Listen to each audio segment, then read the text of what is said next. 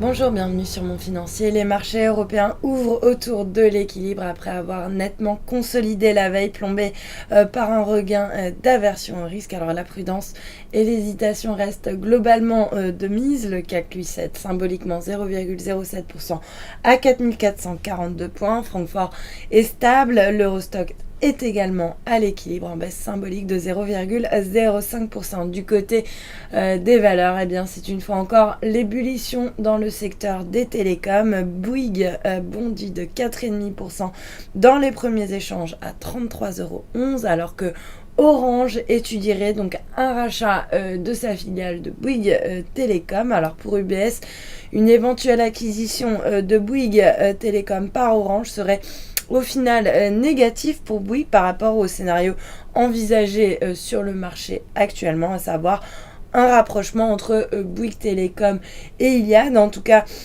Bouygues a annoncé de nouvelles économies chez Bouygues Télécom qui a contribué d'ailleurs à creuser sa perte opérationnelle courante au premier trimestre, mais le marché lui semble acheter l'hypothèse donc d'un rachat de Bouygues Télécom par Orange. À noter également Iliad qui bondit de 6% à 219,10 € après avoir annoncé qu'il avait continué de gagner des parts de marché dans le mobile au premier trimestre. Free qui a d'ailleurs franchi pour la première fois la barre symbolique du milliard d'euros de chiffre d'affaires. Et puis porté par l'ébullition dans le secteur des télécoms, on a également Numéricap qui progresse de 2,7% à 39,17 € sur le SBF 120. Les publications d'Ubisoft et de Nicox sont saluées par le marché.